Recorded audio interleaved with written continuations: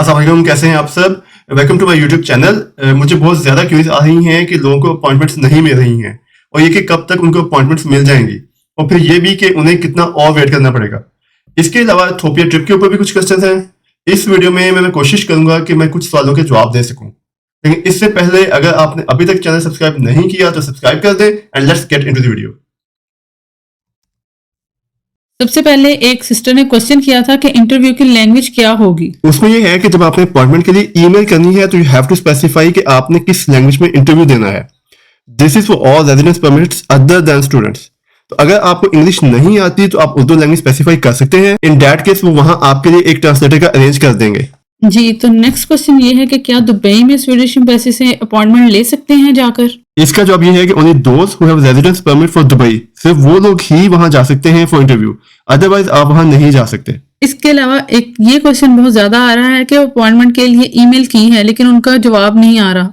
जिन लोगों ने पहली दफा अपॉइंटमेंट के लिए अप्लाई किया है और ईमेल लिख दी है और उनको अभी तक जवाब नहीं आया तो वो काइंड रिमाइंडर लिख दें कि you already have requested for the appointment but didn't get any reply. इससे ये होगा कि इन केस उनसे आपकी पहली ईमेल मिसप्लेस हो गई है तो एटलीस्ट इस दफा एक और अटेम्प्ट हो जाएगी। फिर ये कि वो आपके केस को दोबारा कंसीडर कर लेंगे, बट अगर फिर भी जवाब नहीं आता तो वेट करें और बार बार ईमेल ना करें, और अगर नेक्स्ट टाइम ईमेल भेजनी भी है तो 3 से 4 वीक्स तक वेट करें। तो you give them plenty of time. Next ये कि बहुत सी क्यूरीज आ रही हैं जिसमें लोग पूछ रहे हैं कि अगस्त में हम लोगों ने अप्लाई किया था और अपॉइंटमेंट नहीं मिली और बस मेल आ गई है कि we have received your email. अच्छा, इसमें मैं बताता चलूं कि उनका सबसे पहला जो फोकस था वो स्टूडेंट्स ऑफ फॉल सेमेस्टर था। उनके लिए उन्होंने प्रोसेस को थोड़ा एक्सपेडाइट किया था। अब तकरीबन सारे स्टूडेंट्स के केसेस हैंडल हो गए हुए हैं फॉर फॉल सेमेस्टर, लेकिन वैसे अभी भी कुछ रहते हैं जिसको वो अभी कुछ देख रहे हैं, बट प्राइमरीली अब उनका focus work permit and family visas पे है। बट इन केसेस को वो स्टाफ देख रहा है जो कि पाकिस्तान से ही आया है।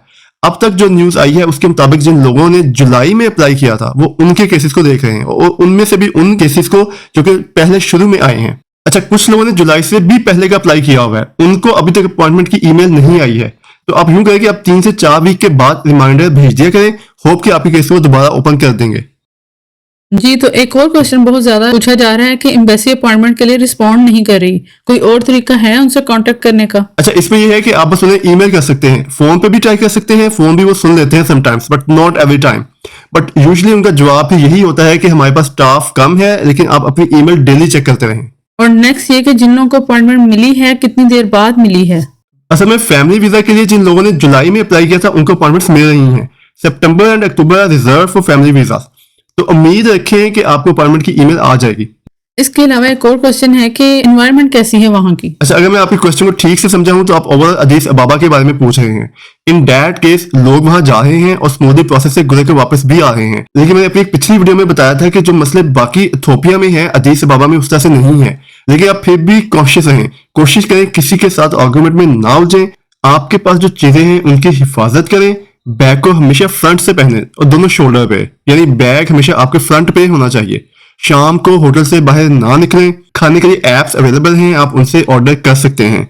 मैंने अपनी एक वीडियो में ये सारी चीजें डिटेल से बताई हैं, आप वो लाजमी देखें इथियोपिया जाने से पहले। नेक्स्ट क्वेश्चन वैक्सीनेशन के रिलेटेड है कि क्या वैक्सीनेशन लाजमी है for yellow fever. Actually FIA के लोग आपसे क्वेश्चन करते हैं जब आप पाकिस्तान लैंड करते हैं कि आपने वैक्सीनेशन करवाई है या कि नहीं, लेकिन सबसे नहीं करते। बट अगर आपने नहीं करवाई और FIA आपको पकड़ लेती है then you have to be quarantine, और मेरा ख्याल है कि वो आपको 7 डेज के लिए क्वारंटाइन करते हैं। तो माई सजेशन इज कि वैक्सीनेशन करवा के जाएं, और अगर आप यहाँ से बच गए तो स्वीडन जाते हुए फिर भी आपसे क्वेश्चन हो सकता है। और इसके अलावा ये कि वैक्सीनेशन कहाँ से करवा सकते हैं। वैक्सीनेशन आप लाहौर में सर्विस हॉस्पिटल से भी करवा सकते हैं। इसके अलावा चुगताई लैब से भी पता कर लें, वो भी कर देते हैं। अच्छा, इसके अलावा आप वैक्सीनेशन आप खुद से बाई कर लें और आप किसी भी हेल्थ इंस्टीट्यूट जाके वहां से लगवा सकते हैं। वो आपको एक कोरोना टाइप का एक सर्टिफिकेट बना देंगे, that will be valid for you. We hope कि इस वीडियो से आपको आपके सवालों के जवाब मिल गए होंगे। चैनल को लाइक, शेयर एंड सब्सक्राइब लाजमी कर दें एंड अल्लाह हाफिज।